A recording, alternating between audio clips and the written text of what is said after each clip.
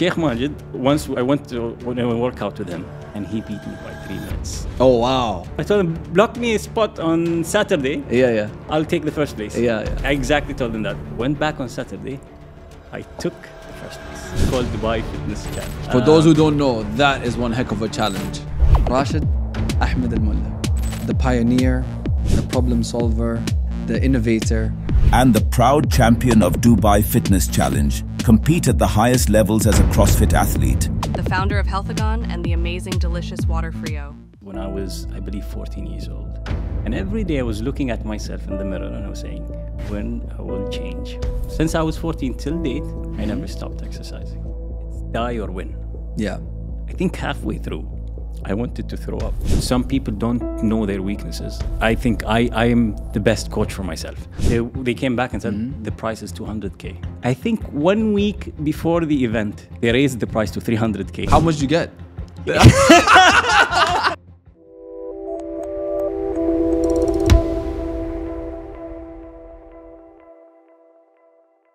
Rashed Ahmed Mulla, welcome to Zeno Talks. Thank you. You are one of the very few people that I absolutely admire here in the UAE. You have shown above and beyond persistence, dedication, discipline. You even gave me a lecture about my own discipline, and I love that because I'm going to work on it. I look at your Instagram page. By the way, you should all follow Rashed Mulla on Instagram. It shows me, beyond your big, beautiful smile, someone who has a love for his family, for his country, and of course, for himself as well. And you are a true example of what this country's leadership has always been communicating about. So, yes, go out there, get your education, even from not great universities like USC, but just joking. It's only because I went to Florida. You don't have to get there. We Floridians don't like these Westerners there, like the people in the West Coast, but it's all good. But even after getting your degree and everything else, you came back, you worked at organizations, prestigious organizations like DP World, yes. I remember, and moving on from that, but I think at the same time, seeing you compete at the highest levels as a CrossFit athlete. I'm very glad that Rashed has to wear his kandura at this episode, because if he had to wear his t-shirt, we'd see his muscles distracting the audience. So thank you for not wearing your t-shirt today. You're welcome. Thank you. And then from doing this CrossFit, I mean, honestly, I just thought that this was what you were going to pursue. And I thought, okay, this is what he's going to do. Maybe he's just going to open like a CrossFit studio, which I think you did as well. I was planning to. Yeah, to, you're planning to. I was continuing. But then, mashallah alaik, Rashed today is the proud founder of Healthagon. Well, if you're injured, this is the place you should go. And even if you don't want to be injured, it's also the place to go, because he's got amazing facilities there. And then you are also the proud founder of this amazing, delicious water, Frio. Good for the soul and good for the body. I just made up that line. It's not his tagline. We'll put it as our slogan. You're also in real estate, I know. Yes. Managing properties, right? Absolutely. A family portfolio. Family portfolio. Yeah. Tell us about yourself. And by the way, I have to tell you this. We're also neighbors. We were hanging out at this coffee shop called Pedal, which is also a very good friend of ours in Ned Shiba in Dubai. So shout out to Pedal and to Khalif Al-Marri. And Rashed, just take us through from the beginning. What happened and how did it happen? First of all, I would like to thank you for this opportunity. I'd like to thank you for this wonderful podcast and this great introduction. Thank you. I'm very humbled by it.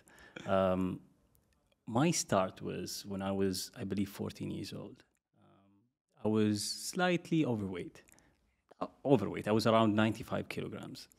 And every day I was looking at myself in the mirror and I was saying, when I will change, when I will change.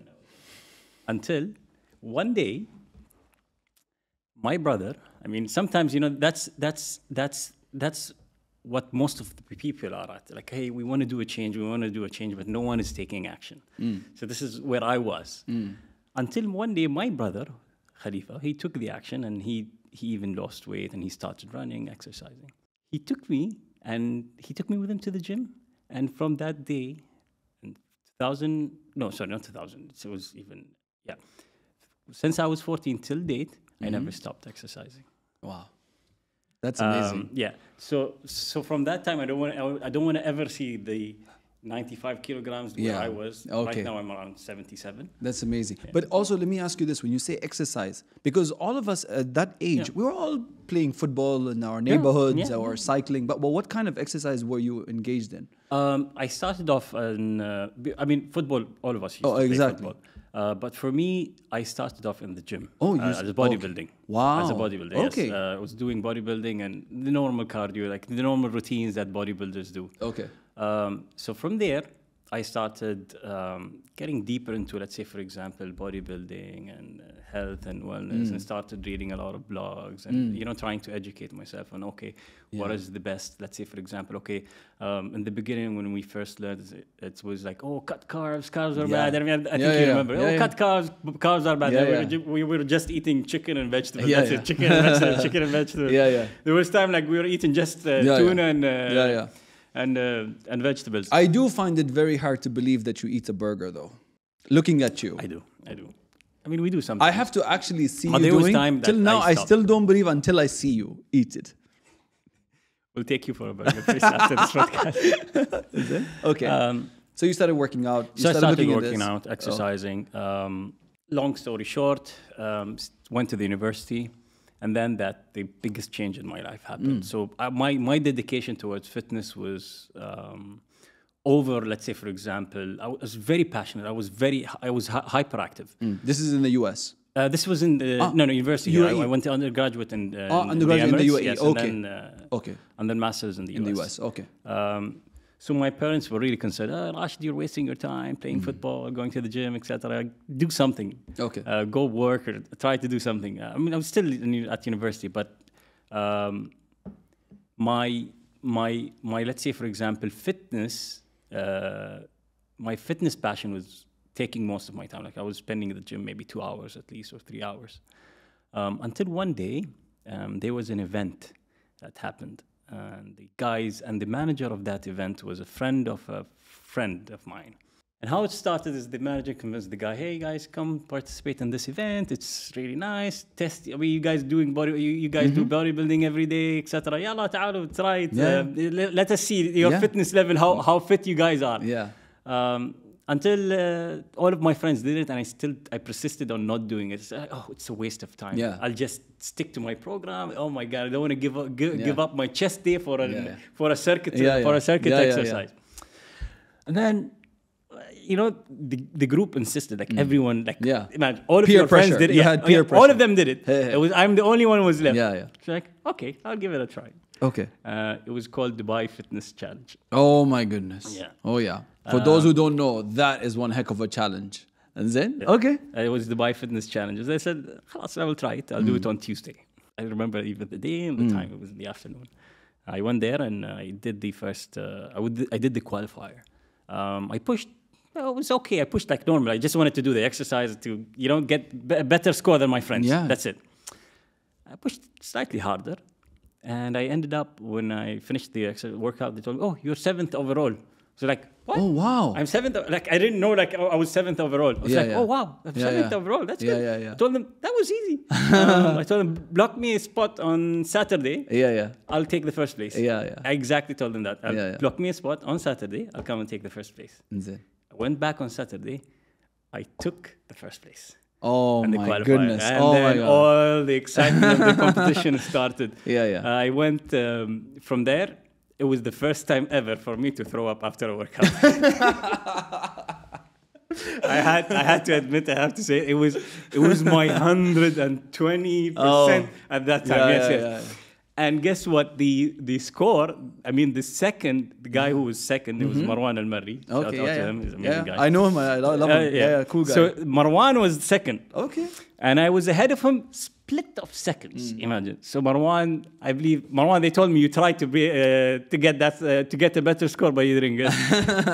So, anyways, so I stayed first overall in the qualifier, and then the pressure started coming. Hey, it's finals are coming. Finals are completely Yeah, yeah, different. CrossFitters will win. Yeah.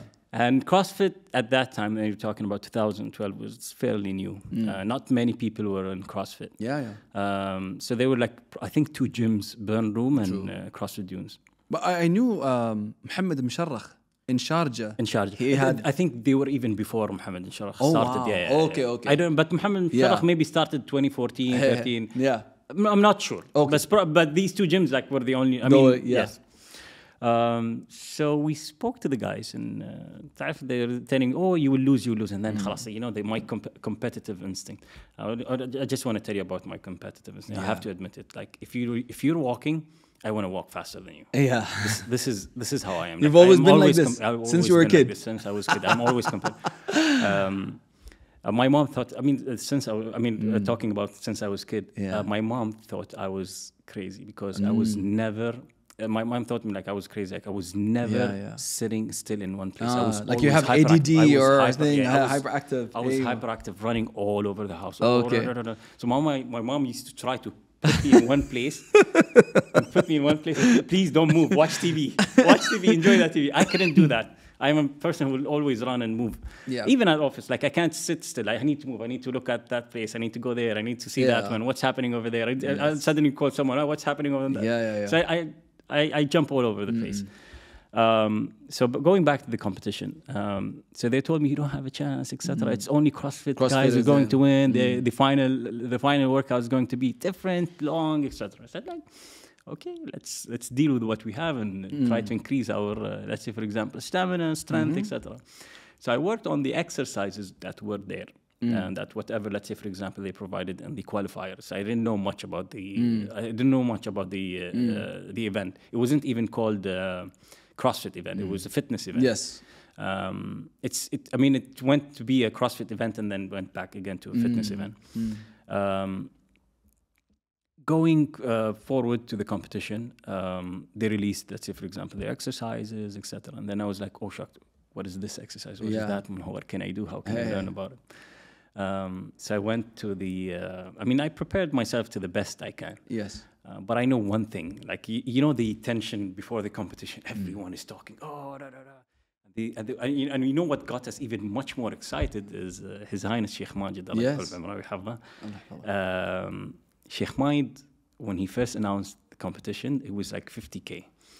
And then he saw the people getting excited. Then they raised it to 100K. Oh wow! 100K. It's like 100K. the prize, the prize money for first prize would be for first, yes, it will be 100,000. Second, until the 20th, all of them are going to get. Oh wow! Yeah, and until the 20th. That's amazing. I think in that event they were until the 30th, so everyone is almost a winner. Wow, yeah. That's amazing. That's a very good support. Very generous. It was support. Very generous. I mean, Sheikh Majid founded this industry in the UAE. Like because of him, believe it. Yeah, because of him. All of these CrossFit fitness events, all of them came back because of his support. Well, was he a CrossFitter himself? He looks it. He is. He looks. He is. He is a CrossFit. He's not CrossFit. He enjoys CrossFit. He does CrossFit, but as a CrossFit athlete,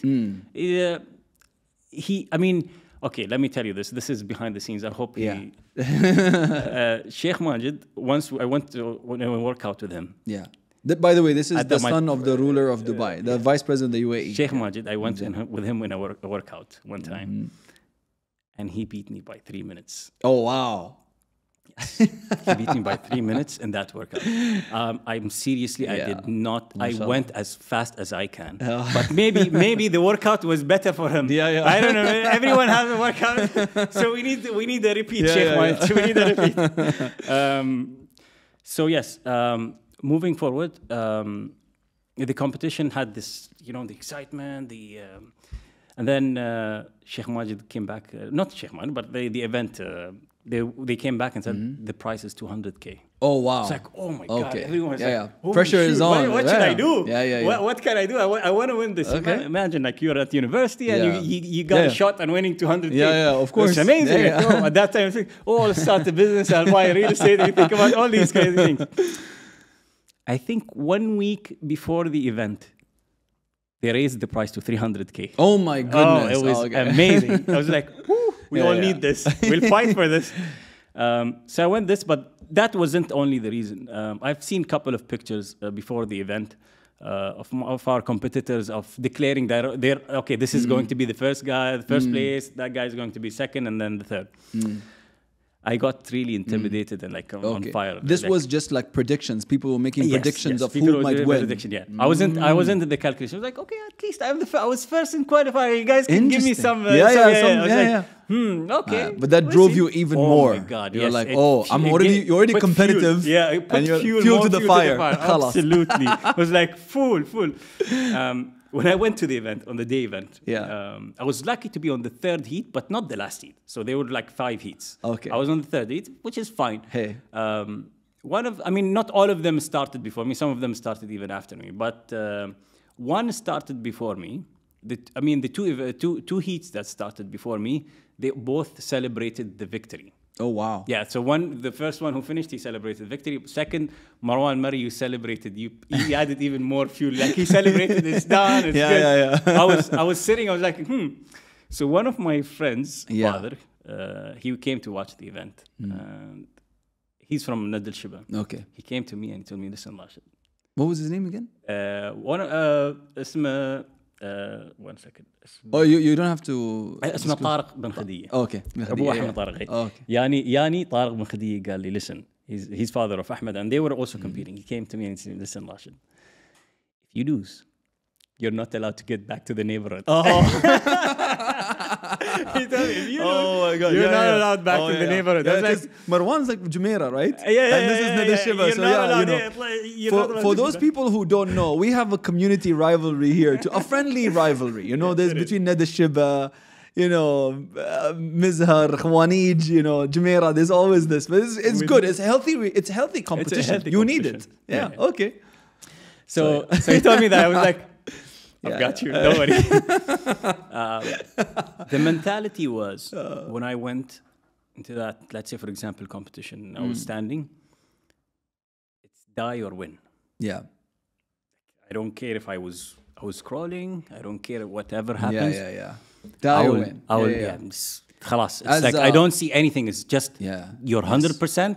Just move. As 50 cents once said, get rich or die trying. Absolutely. That was Rashed's. He took it from Rashed, just to say.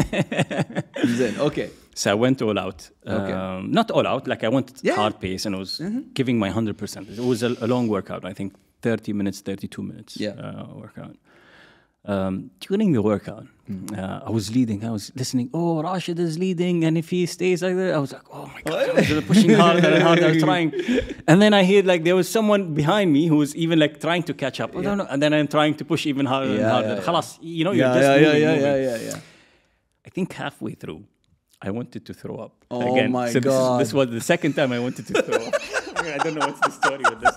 Although, like, I did not eat for 2 hours, but the intensity and the pressure, my God. The pace that you're going in, it's like, what did to do? You're pushing every cell in your body. God bless the judge. Okay, I went to him. I told him I want to throw up. At that moment, I had that, the weakness in my head, like, I want to throw up. I was giving myself that excuse to move it, to take it easy. He told me.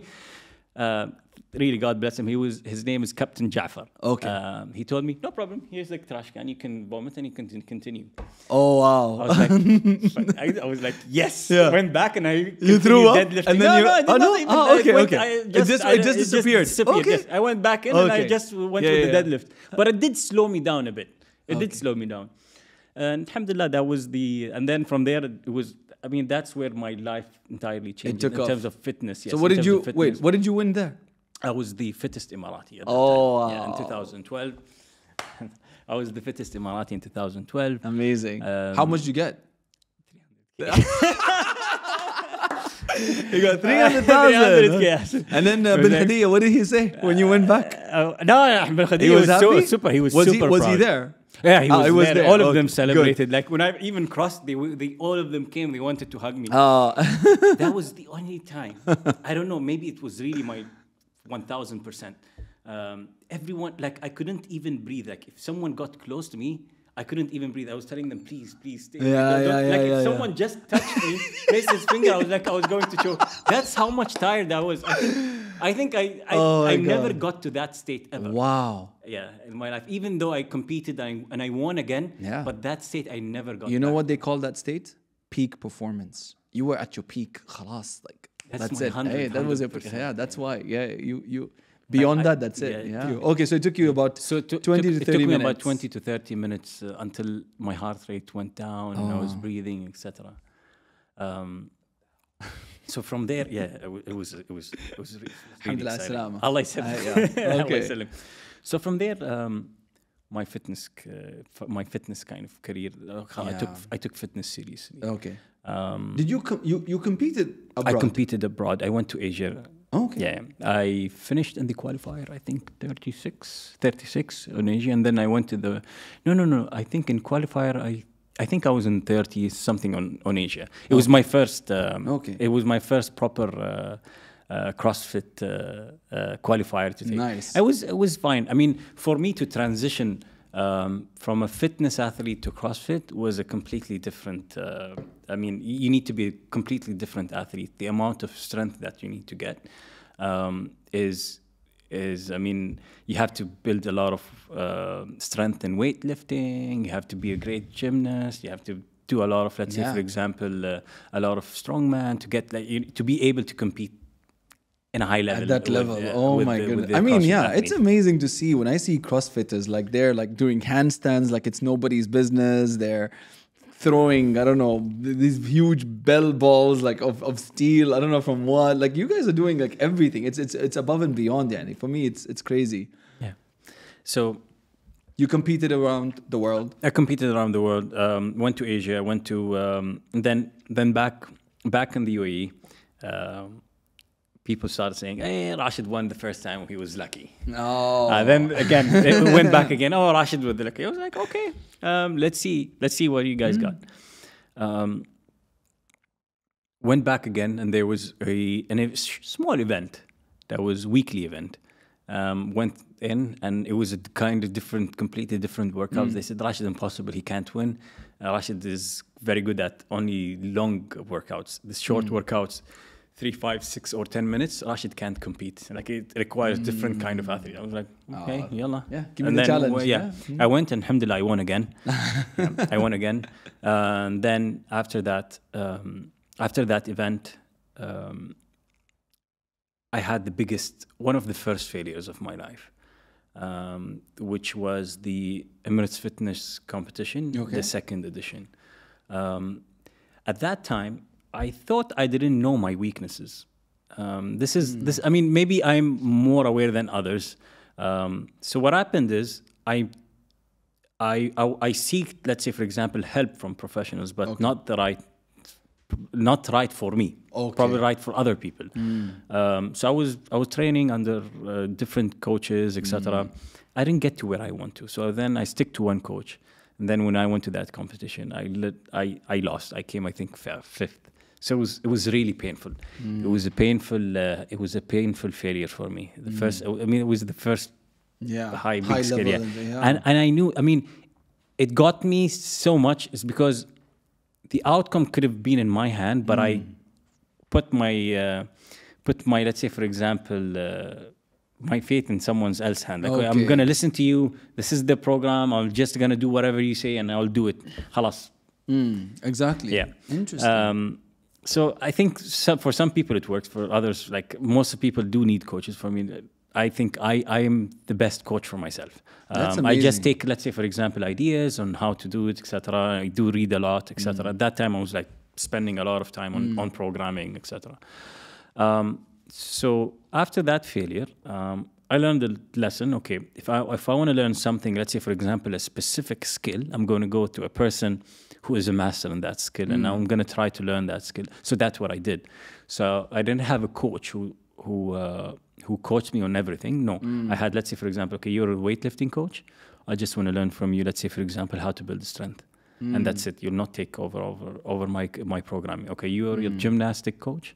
I'm going to go there and I'm going to learn, let's say, for example, how to do 30 muscle ups unbroken. You got me? So I'm trying to learn from the best in what they do, and then I tailor my own program to myself. Okay, then I'm gonna do this for myself because I know. Let's say, for example, I'm weak here. I mean, maybe some people don't know their weaknesses. Yeah. But alhamdulillah, I was lucky, unfortunate to know what are my weaknesses. Okay, I knew that my squat is weak. Let's say, for example, my front squat is weak. So I had to build them up. So I worked on these weaknesses.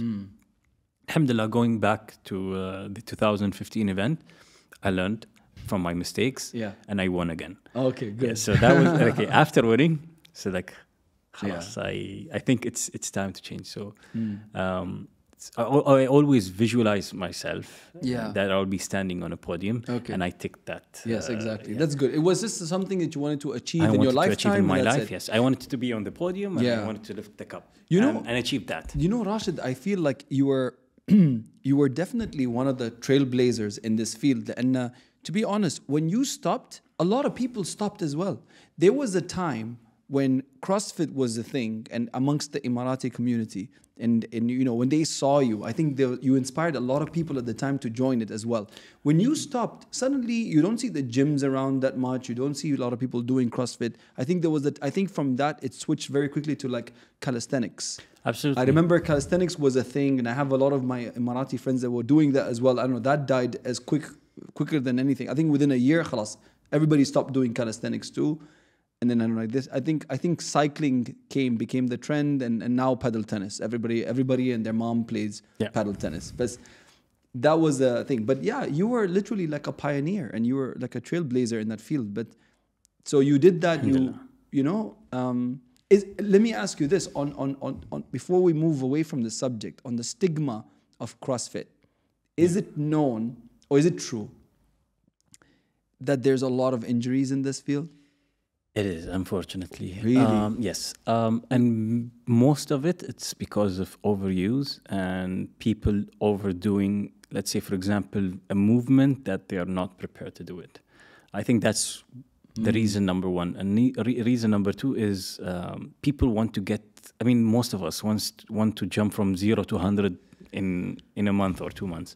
That was the second reason. But CrossFit at that time, it was advertised terribly. The CrossFit, I mean, I think CrossFit Games failed the CrossFit community. I mean, yes, the CrossFit Games failed the CrossFit community by having ridiculous weights in the CrossFit Games. So let's say, for example, people had to move 110 kgs overhead and do walking lunges or snatches, let's say multiple reps at 100 kgs. These are ridiculous weights at high volume reps. Yeah. And for normal person to get there, you will need to take steroids. Else, I mean, most of them, I mean, most of them do take, especially the games athletes. I mean, yes, they are clean, etc. Yes. I mean, if you don't get caught, you're clean. Yes. But you can't do it. That's you really can't get to that. Yeah, it's really hard unless you start doing weightlifting from an early age. Let's say, for example, your family put you in a weightlifting gym from since you were 10 years old or 11 years old. I mean, Matthew Fraser, I think started weightlifting when he was 11 years old. Interesting. Oh, wow. So, I mean, he was lucky. So, I mean, from that age, imagine until 21, he was already hitting I don't know, like really high numbers. Yeah. So he had the age factor in. But most of the athletes didn't start really early, especially with weightlifting. They had assistance. Yeah. Thank you, Rashed, for coming clean. You're welcome. About going clean. You know, sorry, pun intended. No, I had to connect that. Yeah, but like on this, and a lot of people, because for me, I'll tell you, I'm a victim of the injury from CrossFit. I really tried. I mean, I was like, okay, how do I look like Rashed and Marwan and Sheikh Maid? Because I remember like looking at him, I'm like, all these guys are like ripped. What are they doing? Is it their food? Is it whatever? I'm like, listen, we're all from here and we're definitely eating the same thing. Yeah. So what are they doing different? And I swear to God, I got injured so bad. And I should know myself because I've always been prone to injury since I was a kid, but I never stop. And I have a very competitive spirit. I'm like, I don't care. I'll push myself, but then my body always fails me. And it's not mostly because I'm not prepared. So it's not the sport itself. But it's interesting you mentioned like some of them they get extra assistance from. Extra, of course, of course. I mean, some of them do have to take it. I mean, else they won't be able to compete, and they want to compete. And I mean, you have to excuse them. I mean, it's their bread and butter. Yeah, yeah. That's. I mean, they earn their living from it, so they need to compete and they need to catch up with other athletes. Interesting. So that's where CrossFit failed, and that's where, let's say, for example, most of people started moving to different kind of concepts where it was less injury. Oh, okay. That's why they moved into these other things more around, let's say, for body example, weight training, you'd which is see calisthenics and like everything. Barry's, normal circuit classes, Yeah, F45, like normal exercises yeah. where you get a really nice sweat. CrossFit was known for like, oh, you're gonna get a really nice workout and then get out of the gym feeling good for the entire day. But that's where CrossFit failed, and I think Hyrox is covering at the moment. Hyrox is trying to be okay.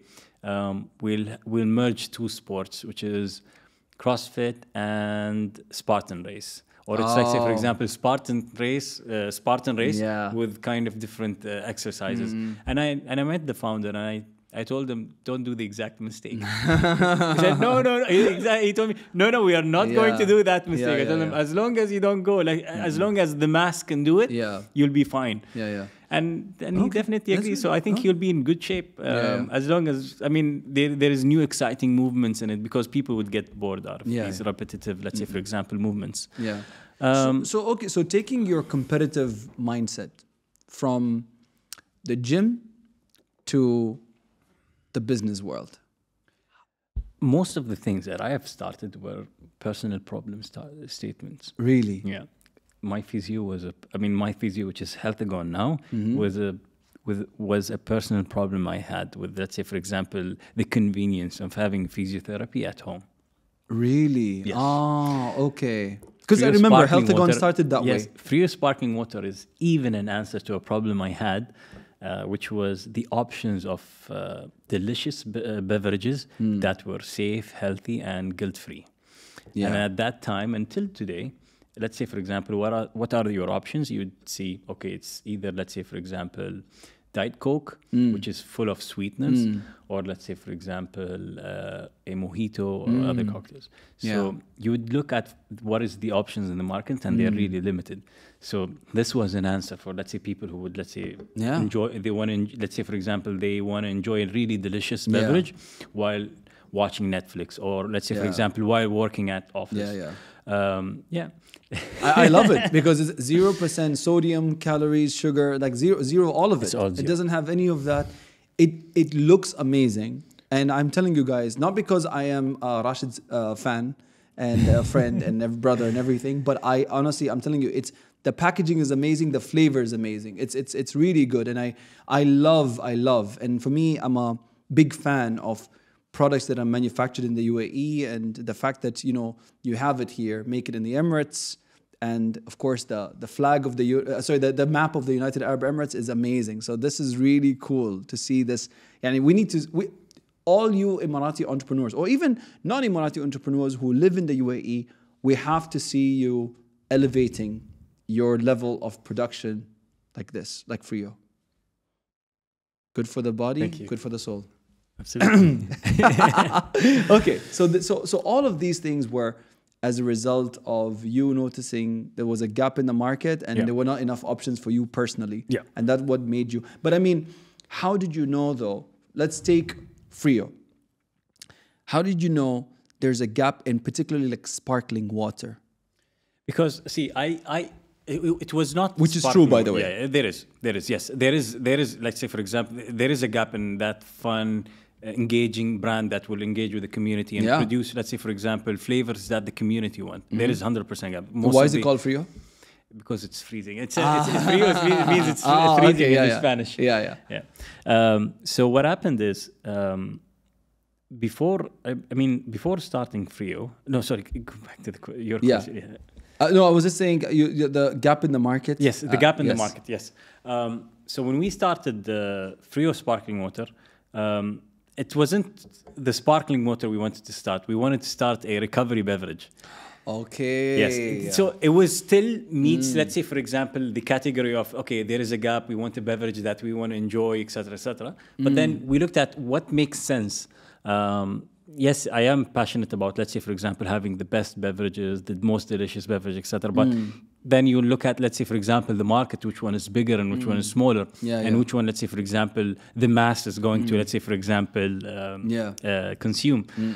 And sparkling water was the more attractive option for us to attain than, let's say, for example, the other recovery beverages like Fit Aid, etc. We wanted to have an answer to Fit Aid and the other brands, which are like Celsius, Fit Aid. But we said it's really small in terms of market, and sparkling water is much more bigger.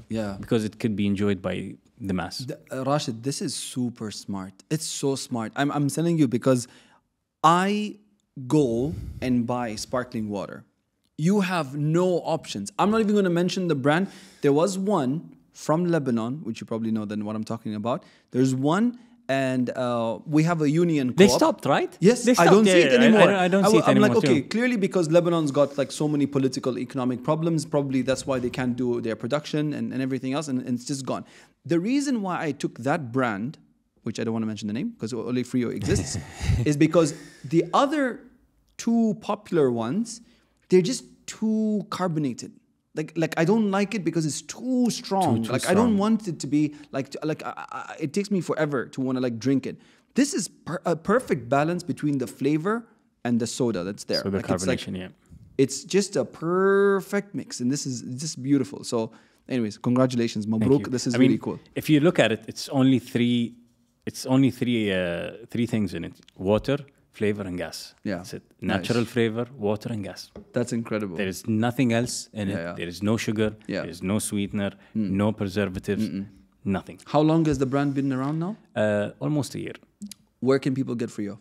They can buy it online, Amazon, from our website. And the website is? This is friosparklingwater.com. Okay. And there is... Okay, I won't announce it. Sure. Later we'll announce, inshallah. So they can consume it in the... we are in a couple of coffee shops and restaurants. Okay. Inshallah, we are also on Noon. Okay. Yeah. What about getting them into the bigger retailers? That's what I want to keep it. Okay. No, until it hits the shelves, we will let Okay. Well, we're waiting for that. Inshallah. And if you have any issues, you can always speak to Global Possibilities. We're always able to help in anything. Absolutely. We already did. We already did. Yes. No, there's a lot of opportunity. So obviously, I've been to Healthagon, and I am so honored and so happy that for the first time in my life, I'm 37 years old. The first time in my life that I do hijama, which is cupping, by the way, it's the wet cupping where the blood actually does come out, was at Healthagon. So I want to thank you, Rashed. I've always wanted to do it. I was always cautious about certain places that were doing it. For some reason, I don't know if necessarily they were dodgy, but I was just nervous about like hygiene issue. For me, I'm super OCD when it comes to this, with the hygiene. But I've already been to your facility before, and I loved the treatment that I got, that I was like, now I saw it on social media, that now you have hijama. I immediately messaged you. I was like, Rashed, are you serious? I told you, yalla, go there now. Dr. Allah was amazing. I loved it. Thank you very much. And I highly recommend. I'm telling you, Rashed, after I did hijama, I felt I could run from here to Timbuktu. I could run a marathon. I felt, I don't remember getting that kind of feeling, maybe because you do CrossFit, so maybe you feel that kind of high. I don't remember getting that kind of feeling from a normal workout. I was like, why do I feel so energetic? I was super hyped. I just was hugging all my colleagues. I was like, yeah, come on, guys, let's get this. You felt lighter, right? I felt lighter. I felt energetic. It was amazing. So cupping is really, really good. Wet cupping wasn't even an answer. All of them are problems. Whatever we do is not just, okay, we're doing it because we are in it for let's say, for example, the financial benefit of it. Yeah. Yes, financial benefit must be there. And let's say, for example, it have to make sense. But even today, the wet cupping, most of the, let's say, for example, the majority of the market is it's in home. And usually, let's say, for example, a mutawwa will walk in and he will say, like, hey, you have 10, 12, 15 guys, and he'll tell you, oh, hijama cures cancer, and hijama does this. And they would, let's say, for example, give you unfactual information. Unfactual, let's say, for example, information about hijama. Yes.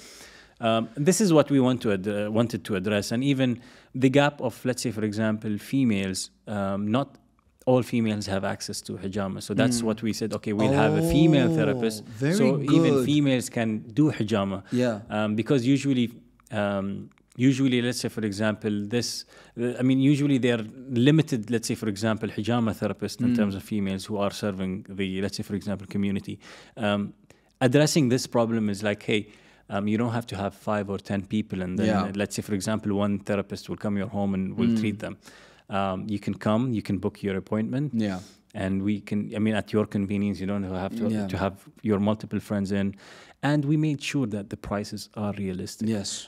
If you look at today's prices, God bless you, but don't wipe people out of their wealth. Yes. It's really ridiculous. And this is not this is what I will not really tolerate. Yes. Like, you'd look at different quotes, and like you tell him, you look at a couple of quotes and you're like, hey, why you're doing this? Yes. Like, I'm happy, I'll give you this money, but if you knock me out, like if I pay you, let's say, for example, 50%, or let's say, for example, 100% margin, and then I'll pay that guy 50, and then that guy 50, 100, and then I have the government fees and etc. I'll be wiped out. Yeah.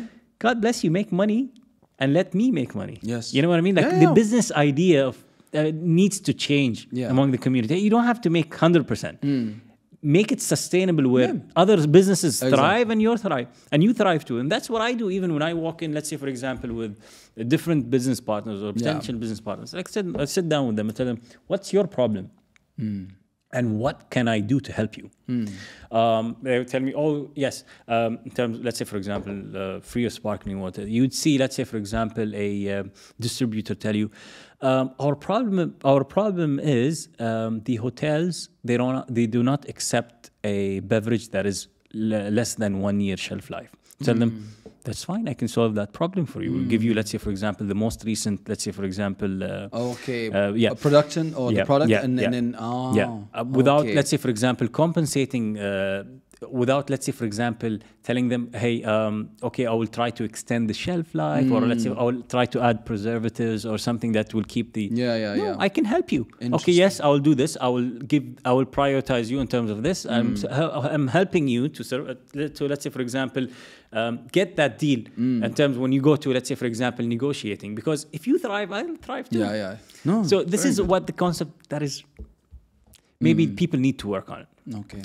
Well, I love it. Look, I really hope that you can have this on all the national carriers, because I like to drink my sparkling water and when I fly on long trips. So just hint to the Emirates, national carriers. Emirates, we're all waiting of for them. you. we have like 4 or 5 already kind of like national carriers. Yes. So this is a huge potential. We hope so. We hope so, inshallah.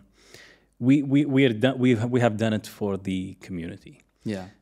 Whatever, let's say, for example, even in terms of the flavor production, or let's say, for example, flavor tasting is, we took around 600 people from different ages, from different demographics, locals, expats, male, female, 18 to 21, and then 21 to 25. So we categorized them all. And we pitched this drink, and we knew from the beginning that our customers are from 27 until 50. Okay. So they are, let's say, for example, the majority who are going to consume our product. What gave us the voice of confidence is when we went and we tried our products with 18 years old and 21. I mean, they might be more leaning towards Pepsi or the, I mean, you know, the cocktails or, the mocktails. Mocktails, so we got that confidence when they told us, oh, wow, this is really delicious. And once they knew that this is 0 calorie and there is no sweetener, like, oh, I really like this. Although like they're 18 and 21, like I was like, wow, amazing. Very good. Approved from that age category and approved from that age category. Perfect. We got that. So from there, from there, it's like, okay, we are doing it for the community, okay? And the community taste is this, they approve this. Yeah. It's not just something that is being produced in Europe or, let's say, for example, America and imported here. Hey, this is what you've got, just consume it because you don't have options. No. We will build what we like. Yeah. This is, and there is nothing missing. Yeah. We can do it.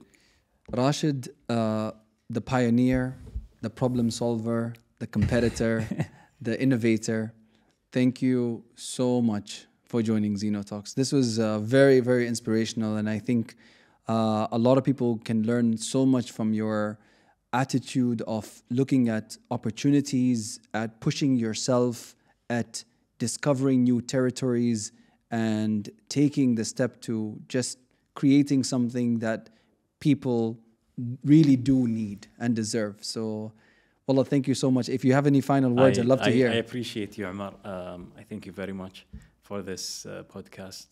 This is my first ever podcast. So yes.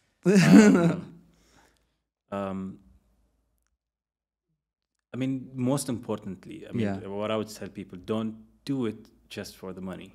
Yeah. You will lose. You will lose it. I mean, you will stop. I mean, you will just stop if you're doing it just for the money. When it will get hard, you will stop. But if you're doing it because you're passionate, you'll continue. Something that helped me a lot is definitely I quit my job just to do what I love. Exactly. And this, I mean, this is to confirm, like, there is no plan B for me. If I leave, khalas, if I'm taking this step, there's no going back. Exactly, there's no going back. And I don't like this kind of, I mean, sorry, but I don't like this kind of behavior where, I'm having a job and then I'm doing a side business. This, I mean, I don't, I mean, this is... You're either all in or you're not. either all in or you're just not doing it. Yes. That's why you've seen many people who have, let's say, for example, lost so much money, especially from our community, from our fellow Emiratis. Why? It's because he started the business, and when it got hard after a year, he just gave up. And you probably know many. I do. I think you do many. I love that. That is very, very valuable advice. Yeah. I mean, but I don't want all of them to quit tomorrow. No. You're right. Yeah, but I mean, for me, it did work. It worked, yeah. But for others, I mean, this is what I did for myself. Like, I will wake up, and when there is, let's say, for example, if we don't meet our targets, I'll look at, let's say, for example, what is my answer to it? Like, how I'll react to it. Okay, we missed the 2 months, we missed our target. What I'm going to do about it. So this is really important. Thank you so much. And we are going to be sharing Healthagon's Instagram account and Frio. Follow, but not only follow, buy it. That's I'm telling you, it's absolutely worth it. Shukran. Thank you so much. Shukran very much. Allah Take it easy.